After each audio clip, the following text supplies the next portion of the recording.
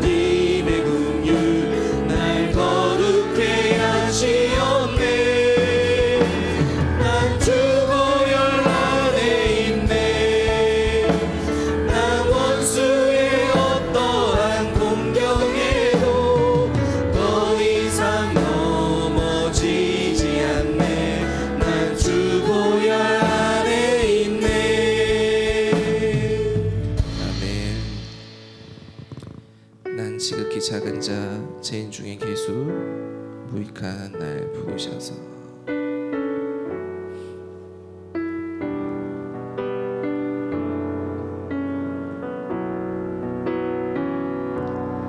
난 지극히 작은 자 죄인 중에 괴수 무익한 날 부르셔서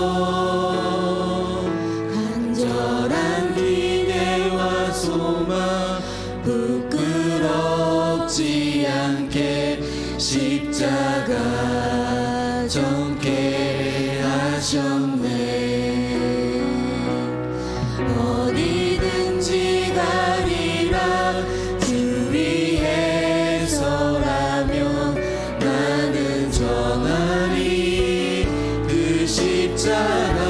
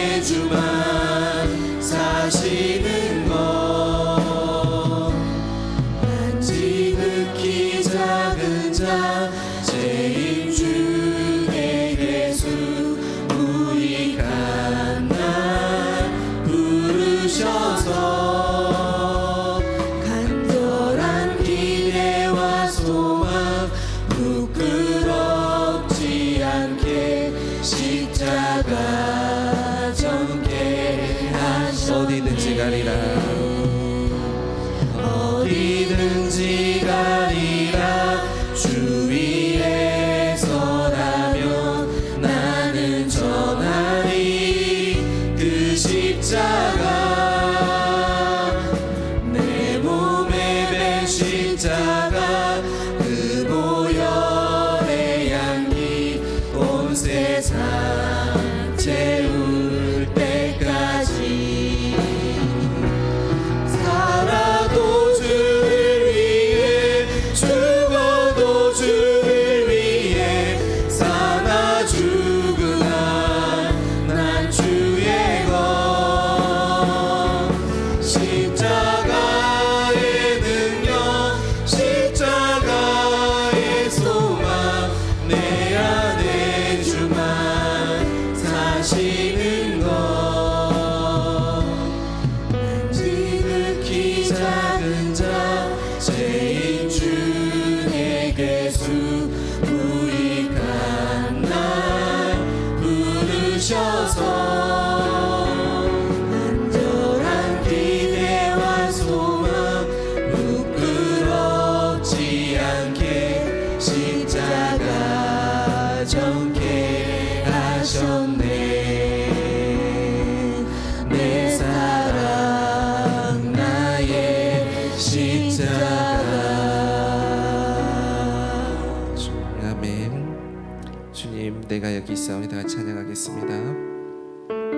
주님의 십자가를 전하는 자가 우리가 될 수 있게 가사를 생각하며 찬양하겠습니다.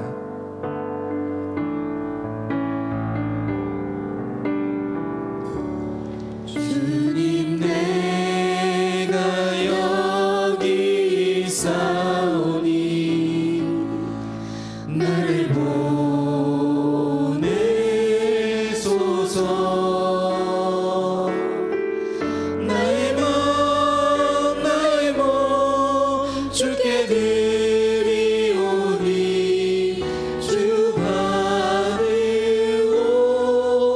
받으옵소서 주님 내가 여기 있사오니 나를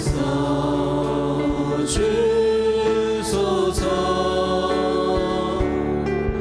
가진 것 모두 다 주께 드리오니 주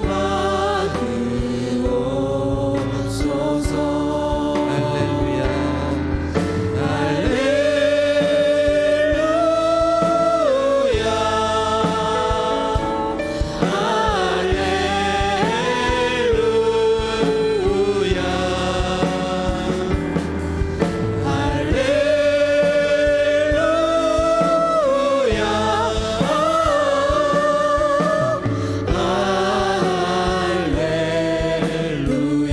주님 내가 여기 있사오니 주님 내가 여기 있사오니 나를 보내소서 나의 몸 주께 드리오니 주 받으옵소서 주님 내가 여기 있사오니 나를 써주소서 가진 것 모두 다 주께 드리오니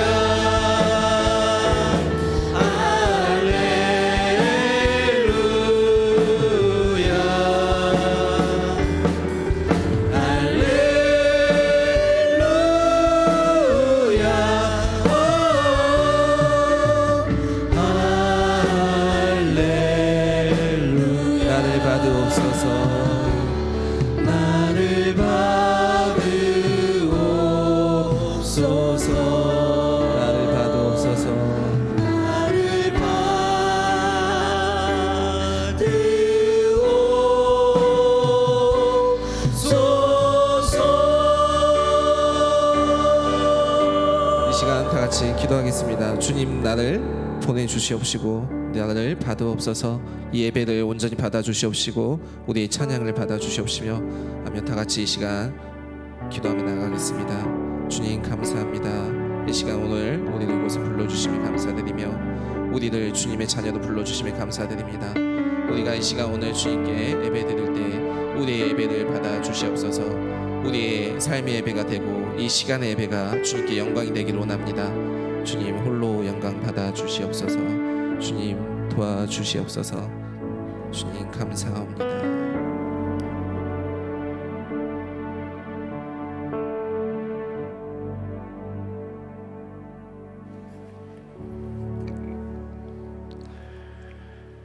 주님, 진실로 사랑합니다.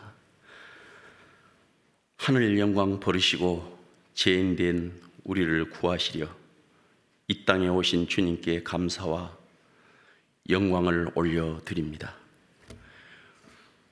우리들의 죄와 허물 때문에 십자가의 고통을 당하셔야 했던 주님의 사랑을 생각할 때 얼마나 감사한지요.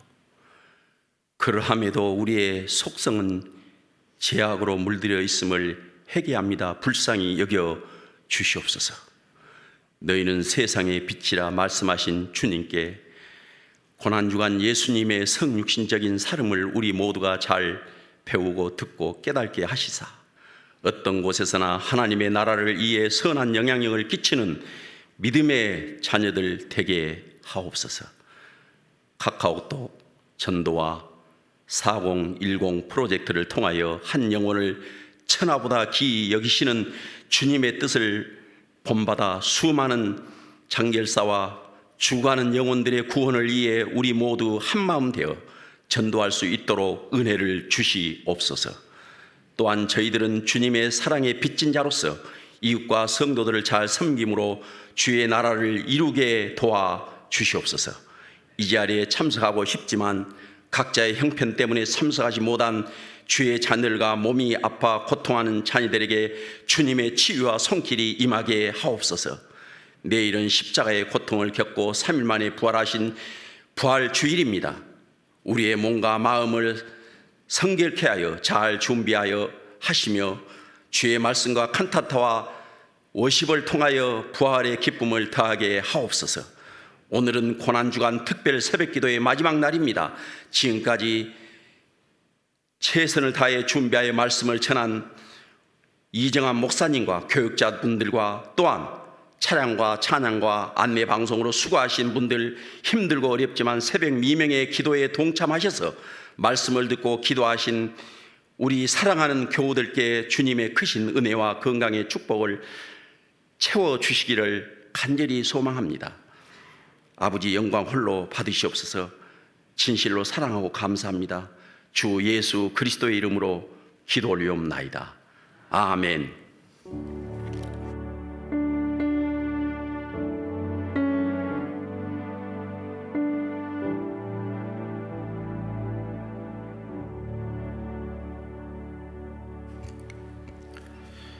네, 오늘 특별새벽기도의 마지막 날 말씀입니다. 빌립보서 2장 5절부터 8절까지 말씀입니다. 빌립보서 2장 5절부터 8절까지 4절 말씀 그렇게 길지 않으니까 우리 함께 읽도록 하겠습니다. 시작. 너희 안에 이 마음을 품으라. 곧 그리스도 예수의 마음이니 그는 근본 하나님의 본체시나 하나님과 동등됨을 취할 것으로 여기지 아니하시고 오히려 자기를 비워 종의 형체를 가지사 사람들과 같이 되셨고 사람의 모양으로 나타나사 자기를 낮추시고 죽기까지 복종하셨으니 곧 십자가에 죽으심이라. 아멘. 어디 좌우로 인사 한번 하십시다. 한 주간 함께 해주셔서 고맙습니다. 감사하겠습니다. 예. 오늘 특별새벽기도의 마지막 날 성육신적인 삶이라는 주제를 가지고 왔는데 오늘은 성육신의 목적이 되겠습니다. 한마디로 이제 결론부터 말하면 성육신 하신 목적, 예수님께서 인간의 몸을 입고 이 땅에 오신 목적은 아버지의 뜻을 이루어서 아버지를 영화롭게 하는 것, 이게 성육신의 목적이고 이 안에 우리가 지금까지 살펴보았던 내용들이 다 포함되어 있다고 말씀드릴 수 있겠습니다. 자, 읽었던 오늘 본문 말씀을 먼저 보시게 되면 참 중요한 말씀이죠. 바울이 예수님을 만나고 난 뒤에 예수님의 이 삶의 궤적을 아주 간단하게 이렇게 다 전부 기록해 놓은 말씀이라고 할 수 있겠습니다. 그리스도 예수의 마음을 품으라고 빌립보 교회에 바울이 권하면서 그 마음이 어떤 마음인가, 그 마음을 좀 가지면 좋겠다라고 하는 건데, 예수님의 마음은 두 가지이죠. 하나님이시지만 사람이 되신 것, 자기를 비우시고 종의 형체를 가져서 사람이 되신 것. 굳이 그렇게 안 하셔도 되는데 사람들과 같이 되신 것은 우리와 같이 되셨다는 말이고, 우리를 위해서 이제 이렇게 바뀌시는, 낮아지시는 예수 그리스도의 모습을 말씀하고 있습니다. 그 낮아지심 안에 말씀드린 대로 종의 형체가 있습니다. 그 사람들과 같이 되었다는 거죠. 그리고 두 번째 그리스도의 마음은 무엇이냐 하면 8절에 있는 대로 죽기까지 복종하시는 것, 그 십자가에 죽으시는 것입니다. 복종하신 거니까 종이니까 복종해야 되잖아요. 복종한다는 말은 누구의 뜻에 복종하는 거죠. 근데 그 뜻은 아버지의 뜻이다라는 겁니다. 그리스도 예수의 마음이 자기를 낮추시는 거고, 그리고 복종하여 죽는 것. 너희들이 이 마음을 좀 가지면 좋겠다, 품으면 좋겠다, 가슴에 품고 살아가면 좋겠다라는 것입니다. 여러분 안에는 이 그리스도 예수의 마음이 있습니까? 낮아지시고 죽기까지 내려가시는, 무덤까지 가셔버렸잖아요. 무덤까지. 그 마음을 좀 품고 살아라. 나를 위한 그 낮아지심과 죽으심을 가슴에 품고 살면 좋겠다. 바울이 이제 그렇게 권면합니다. 히브리서 3장 1절도 이제 시작하기 전에 말씀드린 구절 중에 하나인데, 예수님을 사도이시며 대제사장이라고 표현을 했던 곳이라고 말씀을 드렸죠. 사도는 보내심을 받은 자, 예수님은 하나님으로부터 보내심을 받았는데, 이 사도라고 하는 단어는 보낼 때 목적이 있는 보내심, 그리고 그 목적은 대제사장으로서 죽는 것. 하나님은 예수님을 또 대제사장이 되어서 십자가에 죽어라고 이렇게 보내셨다는 것이고, 예수님은 그 길을 받아들이셔서 낮아지시고 그리고 십자가에 죽으심으로 하나님께서 말씀하신 대제사장으로서의 사역을 마무리하셨다라는 것이 히브리서 3장 1절 말씀과 통하는 내용이죠. 사실 이제 사람의 모양으로 낮아지시고 십자가에 죽는 것, 이제 예수님께서 인간의 모습으로 오셔가지고 바로 십자가에 죽으신 게 아니잖아요. 근데 이게 시간적인 간격이 있단 말이에요. 33년, 공생애만 하면 3년인데, 이 사이에 이 낮아지심부터 죽기까지 이 과정 속에 종의 형체를 가지신 모습들이 다양하게 있다는 거예요. 그것도 다 성육신 안에 포함되어 있는 예수님의 삶이기 때문에 그 삶들을 밑에 몇 가지를 좀 보려고 합니다. 잘 하시는 내용이긴 한데, 두 번째 구절 보겠습니다. 마가복음 10장 43절에 45절입니다. 제가 43절 읽고 여러분 44절, 45절 같이 읽겠습니다. 너희 중에는 그렇지 않을지니 너희 중에 누구든지 크고자 하는 자는 너희를 섬기는 자가 되고, 같이 읽죠. 인자가 온 것은 섬김을 받으려 함이 아니라 도리어 섬기려 하고 자기 목숨을 많은 사람의 대속물로 주려 함이니라. 예. 제자들이 이제 누가 크냐, 예수님은 십자가에 죽는다고 하시는데, 근데 자기 제자들은 누가 크냐, 이제 자꾸 이런 거 이제 이야기하고 있으니까 예수님께서 그것을 알아차리시고, 이방인들의 집권자들은, 이 정치 권력자들은, 종교 권력자들은 자기 힘을 가지고 마음대로 이렇게 조정하고 사람들을 움직이고 이렇게 하는데, 43절 첫 네 단어가 굉장히 중요하죠. 너희 중에는 그렇지 않을지니. 그러니까 너희들이 나를 따르는 제자라면 저들하고는 달라야지. 너희는 다르게 살아야지. 너희들이 나를 따라다닌다고 하면서 세상에서 권력을 가진 사람들이 살아가는 모양과 똑같이 살아서는 안 된다. 너희는 달라야지. 이렇게 말씀하시면서 누구든지 크고자 하는 자는 너를 섬기는 자가 돼야 된다. 세상에서는 크고자 하면 섬기는 자가 아니라 섬김을 받는 자가 돼야 큰 자가 되는 거죠. 그런데 예수님이 거꾸로 살으려고 하는 거예요. 44절에서도 으뜸이 되고자 하는 사람은 으뜸이 돼야 되잖아요. 다른 사람을 짓누르고 무조건 어쨌든 온갖 인간적인 방법을 동원해서라도 위로 올라가야 으뜸이 되는 건데, 근데 너희들 으뜸이 되려면 종이 돼야 돼, 이렇게 말씀하세요. 그러니까 세상적인 가치관과 삶의 방향과는 전혀 정반대의 방향을 지금 이야기하고 계시는데, 왜 이렇게 이야기하시냐면 너희들이 나를 따라다닌다면 내 삶을 본받아야 되는데 내 삶은 45절이야, 이렇게 말씀하세요. 내가 온 것은 섬김을 받으려 함이 아니라 도리어 섬기려 하고 자기 목숨을, 내 목숨을 많은 사람의 대속물로 주기 위해서 왔다. 나는 섬기고 나는 목숨을 주러 왔는데 너희들은 왜 반대로 자꾸 올라가냐라는 겁니다. 나는 내려가는 삶인데 너희들도 내려와야지. 이 성육신 하셔서 낮아지셔서 죽기까지 그 삶의 과정에 한 아주 중요한 뼈대가 될 수 있는 어떤 삶이나 적용되는 삶의 모습이 뭐냐면 예수님은 섬기는 사람이다.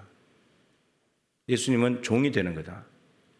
왕이신데, 섬김을 받아 마땅하신 분인데, 왕이신데 어쨌든 섬기는 자리로, 그리고 목숨을 내어주는 자리로 내려가시겠다는 거예요.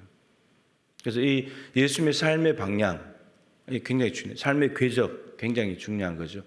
바울이 가지고 있는 말씀 안에 했던 말씀 안에 다 포함되어 있어요. 이게 그리스도 예수의 마음이라고. 그리스도의 마음은 섬기는 거고 종이 되는 거지, 나를 내어주는 삶이지 남을 눌러서 내 것을 얻고 내가 높아진 게 아니라고. 여러분, 이 삶을 살아가야 십자가로 갈 수 있습니다.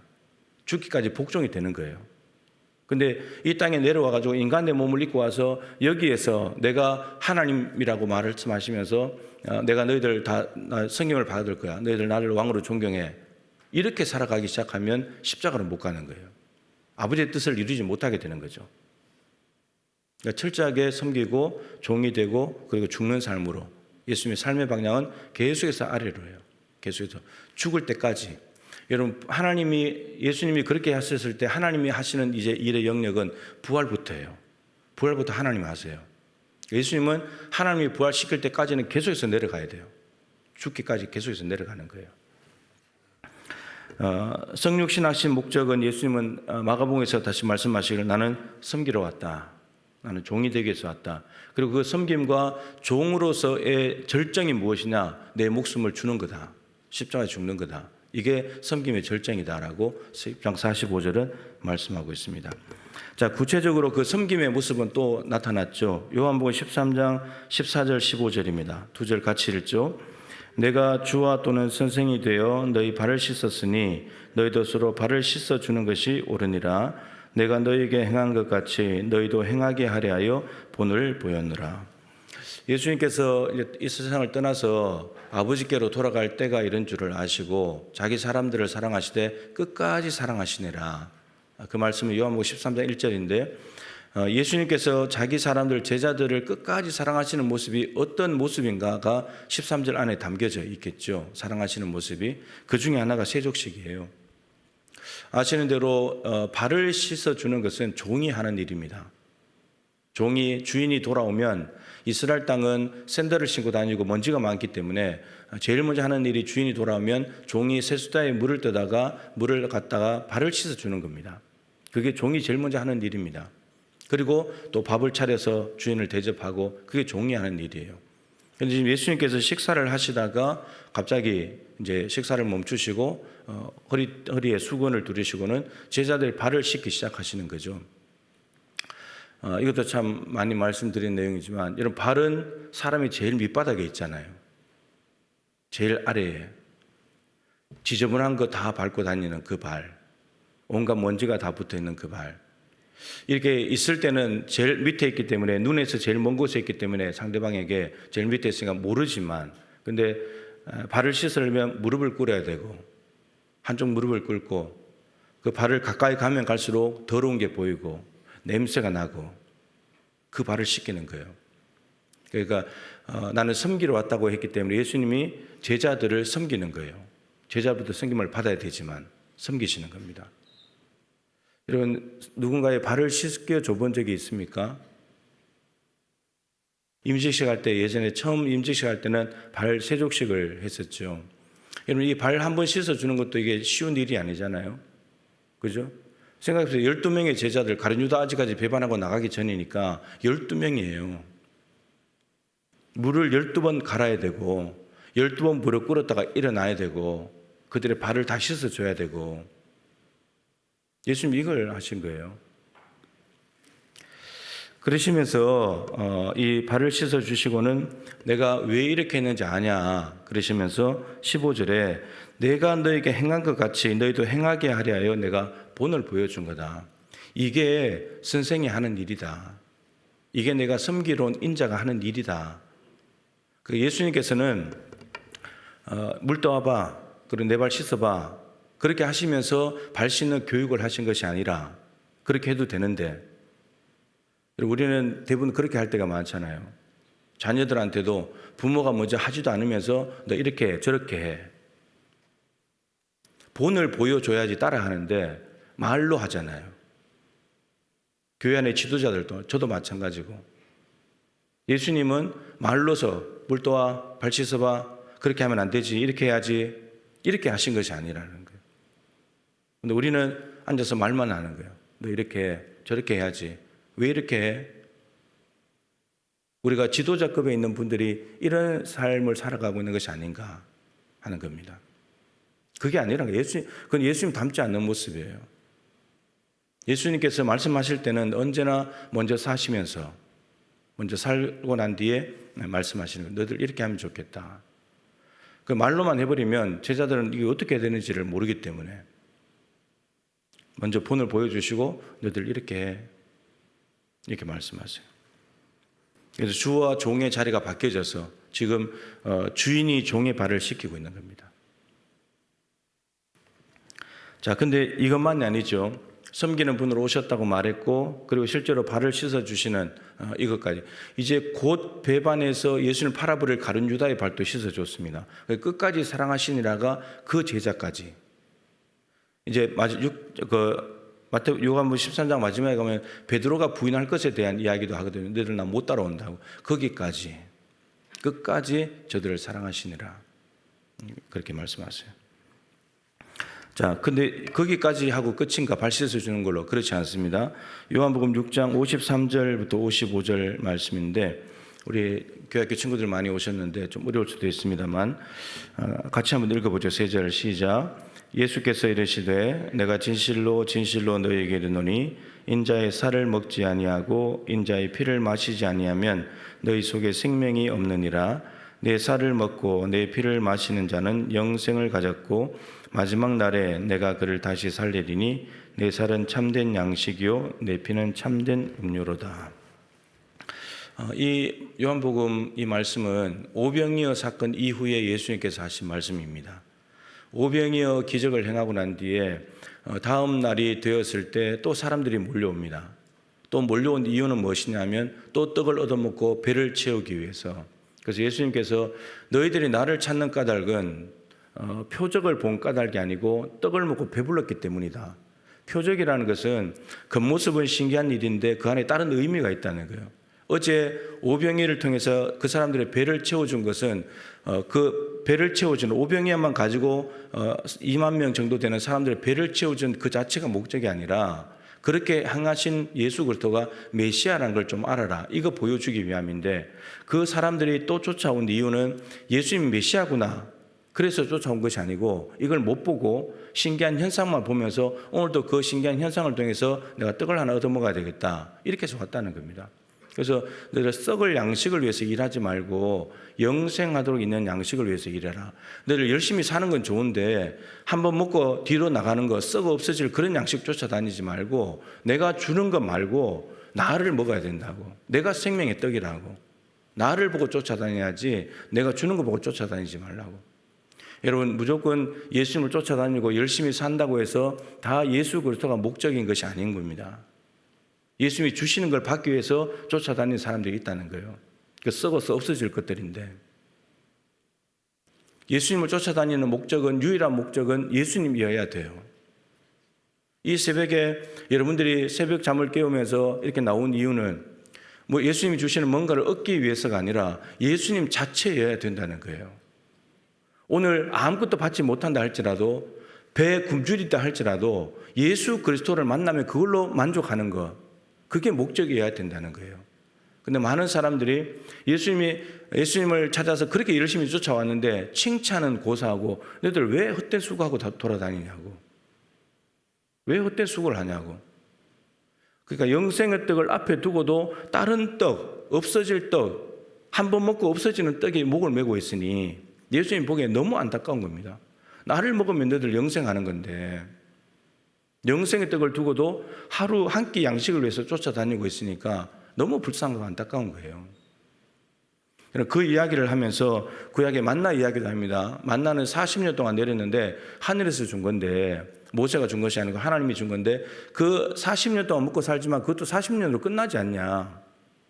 40년간 먹을 양식이 있다는 것은 놀라운 일이죠. 이 땅에 먹을 양식이 없어서 가난 때문에 극단적인 선택을 하는 사람도 있다는 걸 생각한다면, 지금 또 하루 1달러로 살아가는 사람들이 있다고 생각한다면 40년을 먹을 게 있다는 말은 놀라운 일이긴 하지만 40년 지나면 끝이지 않냐. 그것도 나는 너희들에게 한 끼 양식, 40년 양식 주고 싶은 분이 아니라고. 나는 영생을 주고 싶지.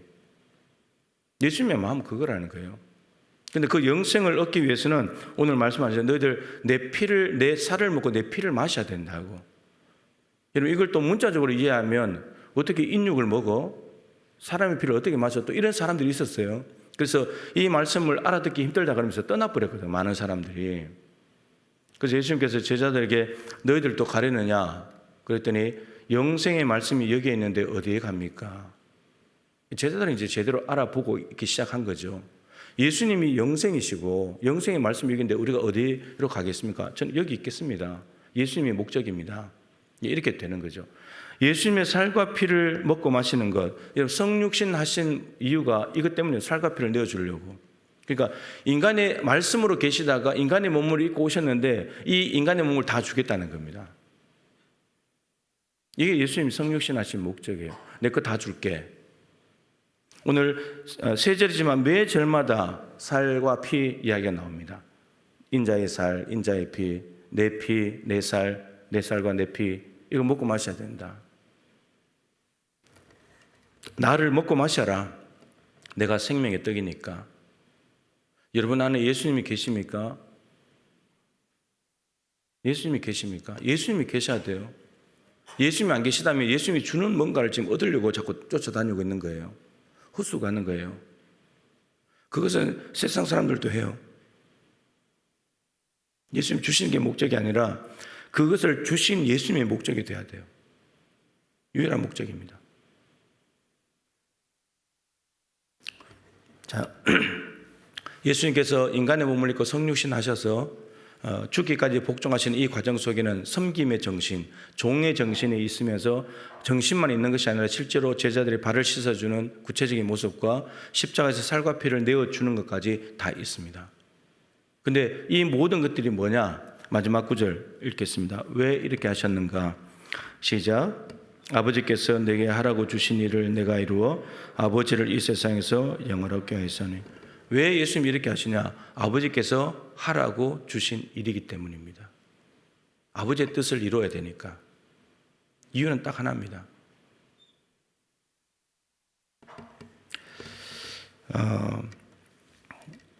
이것은 이제 이 구절은 참 어느 날 이제 마음에 들어와서 목회를 하는 내내 앞으로도 마찬가지겠지만 늘 이 말씀을 가지고 점검해요. 이거 지금 이 일이 지금 하나님께서 하라고 하시는 일일까? 지금 해야 될까? 누구랑 해야 될까? 이거 계속해서 끊임없이 질문하는 거예요. 하나님께 여쭙는 거예요. 아버지께서 하라고 하신 일도 아닌데 열심을 내면 이거 엉뚱한 일을 하는 것일 텐데 이거 아버지께서 하라고 하신 일일까? 늘 관심이 거기에 있어요. 다른 일을 안 하려고, 엉뚱한 일을 하면서 시간 낭비, 허송세월 안 하려고 이 질문을 가지고 끊임없이 여쭙는 거예요. 그리고 말씀이나 기도를 통해서 확신이 오면 하는 거예요. 아버지의 뜻이니까. 다른 이유 생각 안 해요. 아버지께서 원하신다? 그럼 하는 거예요. 물론 하면서 지혜는 필요하겠죠. 언제, 누구와 함께, 어떻게 해 나가야 될지 그건 필요하겠지만 아버지께서 원하시는 일이다. 그러면 하는 거예요. 그러면 하는 거예요. 이 땅에서 가장 가치 있고 가장 귀한 일은 하나님께서 하라고 하신 일을 이루어 드리는 겁니다. 그랬더니 아버지께서 영광을 받으셨다잖아요. 예수님이 다른 일을 열심히 해가지고 오병이어 베풀었더니 사람들이 왕으로 삼으려고 했잖아요. 나 왕이야. 그래 날 섬겨. 내일 또 밥 먹여줄게. 그래서 하나님을 영화롭게 한 적은 없어요. 그냥 그 자리를 피하시고 십자가로 가야 되기 때문에 예수님이 갈 길은 십자가의 길로 정해져 있기 때문에 옆에서 왕이 돼 주십시오. 이거 귀 안 들어오는 거예요. 그냥 가는 거예요. 그렇게 갔더니 아버지께서 영광을 받으셨다는 거예요. 그냥 나한테 주신 일을 묵묵히 해 가는 거예요. 옆에서 누가 뭐라고 하든지 간에 어떻든지 간에 가는 거예요. 하나님의 구원사를 생각할 때 하나님께서 이 땅을 창조하셨는데 인간이 타락하고 부패했을 때 우리를 구원하시려고 하는 하나님의 구원 역사가 있는데 그 구원사는 하나님께서 먼저 계획을 세우셨죠. 얘들 구원해야지. 계획을 세우셨는데 그 계획을 누가 실현을 해야 되잖아요. 그 계획을 누가 이루어야 되잖아요. 그 계획을 이루신 분이 성자 예수님이에요. 근데 그 계획을 이루려다 보니 죄 많은 인간을 구원하려고 하다 보니 인간과 같은 모양이 될 수밖에 없었던 거예요. 그리고 죄 없는 인간이 필요했기 때문에 예수님밖에 없죠. 성령으로 잉태됐기 때문에 원죄를 이어받지 않는 거룩하신 분으로 태어났기 때문에 그분밖에 안 되는 거예요. 예수님이 자기 외에는 이 땅의 인류를 구원하고 하나님의 뜻을 이룰 수 있는 존재가 없기 때문에 예수님께서 오신 것입니다. 그래서 죽으신 거예요. 그래서 아버지의 구원 계획을 이루어 드린 것이고 그 구원 이루신 것을 성령께서 우리에게 오셔서 예수가 널 위해 죽으셨단다. 하나님들을 사랑하신단다. 그런 메시지를 우리 개인에게 적용하시고 깨닫게 해주시면서 예수님을 알게 해주셔서 구원받은 거잖아요. 이게 다 하나님의 구원 계획 안에 구원사의 흐름 속에 있는 거예요. 그렇다면 우리를 구원해 주신 목적을 따라서 우리는 살아갈 수밖에 없는 거죠. 예수님의 삶의 궤적을 자꾸 이야기하는데 예수님은 위에서 시작해서 내려오셨다가 하나님이 위로 데리고 갔어요. 이게 삶의 궤적이에요. 그 예수님의 삶의 궤적만 보면 밑으로 가는 거예요. 밑으로. 위로 가는 거 없어요. 그런데 우리의 삶의 궤적은 아래에서 시작했는데 자꾸 위로 가려고 그래요. 자꾸 짓밟고 올라가려고 그러고 내가 높아지려고 그러고 나를 드러내려고 그러고 자꾸 위로 가는 거예요. 세례 요한처럼 주님은 흥하고 나는 쇠하여야 하리라. 주님이 점점점 흥하면 되는 거고 높아지면 되는 거고 나는 점점점 감소하면 되는 거예요. 저는 33살의 세례 요한이 어떻게 저런 마음을 가지고 살았을까? 저 젊은 사람이 30대면 이제 뭔가를 이루어서 내가 올라가야지, 내가 사람들에게 돋보여야지, 뭔가 차지하고 내가 높은 곳까지 가서 떵떵거리면서 해야지, 이렇게 시도하고 올라가려고 할 텐데 세례 요한은 더 낮아지겠다는 거예요. 더 사라지겠다는 거예요. 그래서 자기가 그동안 길렀던 제자들이 예수님이 나타났을 때 예수님께로 제자들이 가버리고 많은 사람들이 세례를 베푸니까 세례 요한에게 오다가 이제 예수님께로 제자들에게로 가버리고 자기는 사람들이 그리스도라고 말하는데 나 그리스도 아니라고, 당신 메시아 하라고 그랬더니 나는 하객이지 신랑이 아니라고, 신랑은 예수님이라고 자기에게는 모든 것을 다 떠나보내면서 정말 축소되고 감소되는, 이게 세례 요한의 삶이에요.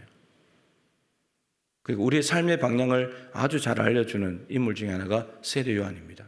세례 요한은 자꾸만 낮아져요. 사람들이 높여주려고 해도 낮아져요. 우리는 스스로 높아지려고 하는데 스스로 높아질 마음이 없는 사람이에요. 세례 요한은 그냥 낮아지는 것으로. 여러분 결혼식을 하는데 신랑이 제일 기쁘지 않습니까? 옆에 있는 아무리 하객이 와도. 근데 세례 요한은 하객으로 있는 게 더 기쁘다는 거예요. 신랑을 위해서 박수 쳐주는 사람이 기쁘지 사람들에게 박수 받는 신랑이 기쁜 게 아니라 나는 신랑이 아니니까. 이게 세례 요한의 정신입니다. 우리의 삶도 그러면 되지 않겠는가? 내려가기만 한다면 내려가는 것으로 끝이 아닌 거죠. 예수님이 인간에 대해서 죽는다고 해서 그걸로 비참하게 정말 짧은 생애를 살고 33년 살고 죽으셨는데 비참한 인생인가? 그게 아닌 거죠. 하나님이 대역전시켜 버리잖아요. 그럼 우리도 내려가면 되는 거고 하나님이 높여주시겠죠. 그거 보면서 가는 거죠.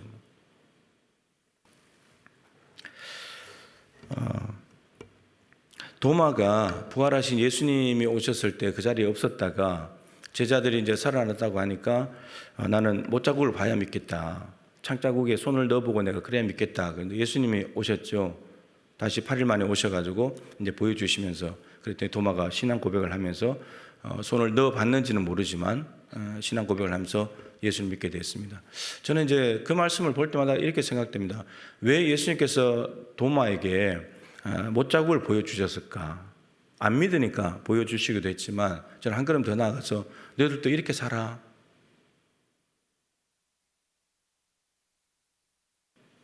내가 너희들을 위해서 이렇게 산 것처럼 너희들도 이렇게 살면 좋겠다.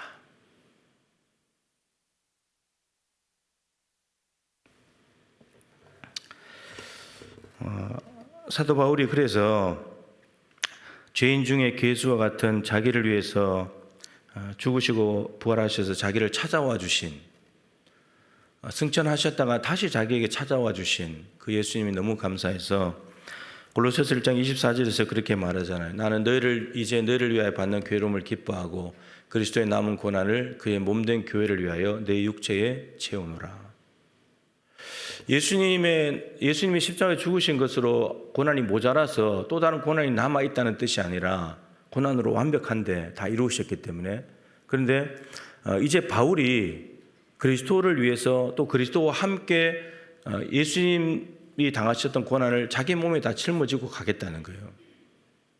예수님이 자신을 위해서 고난 받으셨기 때문에 이제 내가 지금까지는 교회를 박해하는 사람이 있고 남을 핍박하는 사람이 있지만 나는 이제 너희를 위해서 내가 괴로움 받을게. 예수님이 그렇게 사셨으니까, 나를 위해 그렇게 사셨기 때문에 이제 내가 골로새 교인들 너희들 위해서 내가 그렇게 살게. 내가 고난 받을게. 근데 그게 기쁘다는 거예요. 내가 고난 받더라도 너희들이 살 수만 있다면. 그러니까 바울의 몸에는 예수의 흔적이 남을 수밖에 없죠. 예수님을 위해서 받는 고난이기 때문에. 성금요일이 되면 우리 교직원들이 예수님이 돌아가신 3시에 이 자리에 모여서 1시간 정도 기도를 합니다.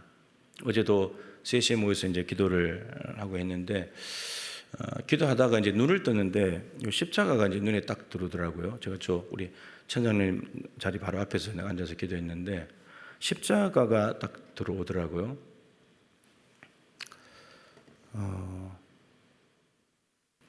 그런데 이 십자가를 보는 순간에 저기에 달리신 예수님이 나한테 오시지 않았더라면 34년 전에 1990년 4월 그 달에 주님이 내게 오지 않으셨다면 나는 어떻게 됐을까? 주님이 내게 찾아오시지 않았다면 나는 무엇을 하고 있을까? 나름대로는 살고 있겠죠. 제가 중학교 때 꿈이 어부였으니까 바다 가서 그물을 던지고 있더라도 뭔가는 하고 있을 건데, 근데 아무리 사회에서 정말 위대한 일을 이루고 높은 자리에 가고 높은 연봉을 받고 뭘 한다 할지라도 제가 확신하는 것은 내가 지금 이 길을 가고 있는 것보다 귀하진 않을 거야. 아무리 사회에서 잘 나가는 상위 1% 못 가겠지만 상위 1%의 삶을 산다고 하더라도 지금 내가 가고 있는 이 목회의 길보다는 못한 거야. 이 길이 제일 좋은 거지. 가장 가치 있는 길이지. 왜냐하면 하나님께서 가러 가신 길이니까.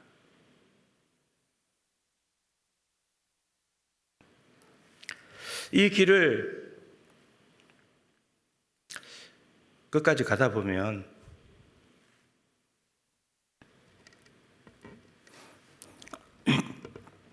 하나님께 영광이 되겠지.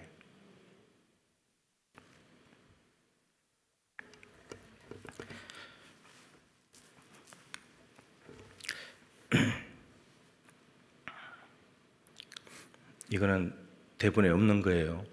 예. 그럼 제가 이제 십자가를 보기 전에 이제 어제 3시에 기도할 때 예수님께서 십자가에서 그 외치신 엘리 엘리 라마 사박다니, 나의 하나님 어찌하여 나를 버리십니까?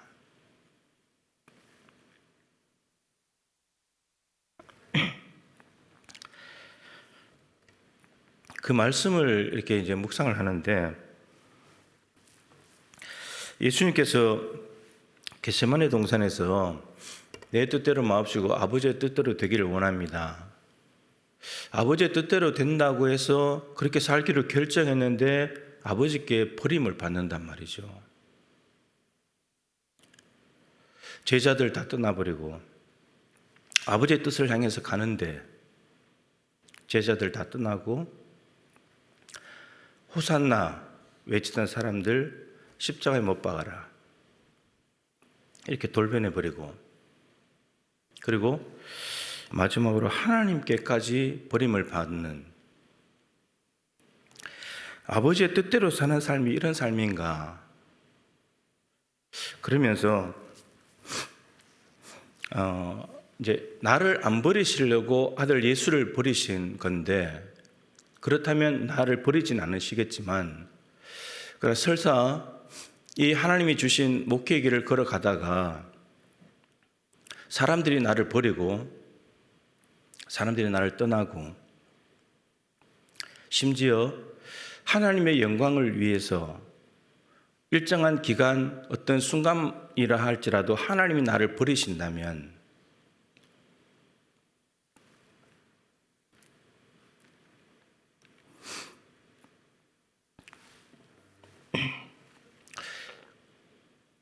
그것도 내가 받아들여야지.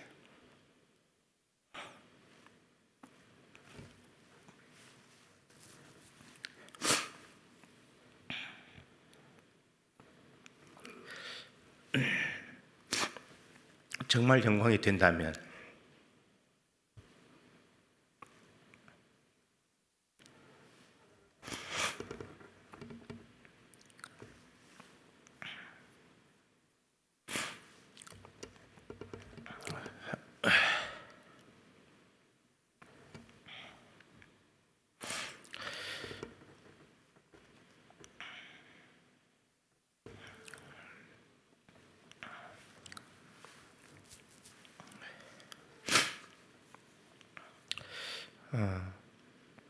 기도하면서 또 한 번 다짐해 보았습니다.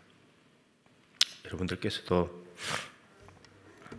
아버지께서 가기를 원하시는 하라고 하시는 일을 이루어서 하나님 앞에 영광 올려드리고 우리 교회도 하나님이 하라고 한 일에만 관심을 가지고 그 일에 마음을 모아서 집중함으로 하나님을 영원하게 할 수 있는 우리 교회가 될 수 있기를 바랍니다. 밑에 기도 제목을 같이 읽고 기도하도록 하겠습니다. 우리를 위하여 낮아지셨다가 높아지신 주님을 경배합니다. 예수님의 낮아지심과 하나님의 뜻에 복종하는 마음을 배우게 하소서. 예수님의 삶의 궤적을 따라가는 예수님의 참 제자가 되게 하소서. 세 가지 기도 제목과 내일 주일 부활절 예배를 위해서 우리 장로님 다 기도하셨지만 예배 순서가 좀 조정이 되고 그래서 아주 여러 가지 순서들이 많아서 진행이 될 겁니다. 칸타타 월십이 준비되고 있고 발대식도 있고 2부 때는 세례 입교식도 있습니다. 하나님께서 이 모든 시간들을 통해서 연합으로 예배할 때 하나님 영광을 받으시고 부활의 큰 은혜와 기쁨과 소망이 넘치는 귀한 날이 되게 달라고 기도해 주시기를 바랍니다. 4010 프로젝트 내일부터 이제 시작입니다. 하나님께서 50일간 정말 놀라운 은혜를 부어주시도록 기도해 주시기 바랍니다. 우리 주님의 이름을 3번 부르고 기도하시다가 돌아가시기 바랍니다. 기도하겠습니다.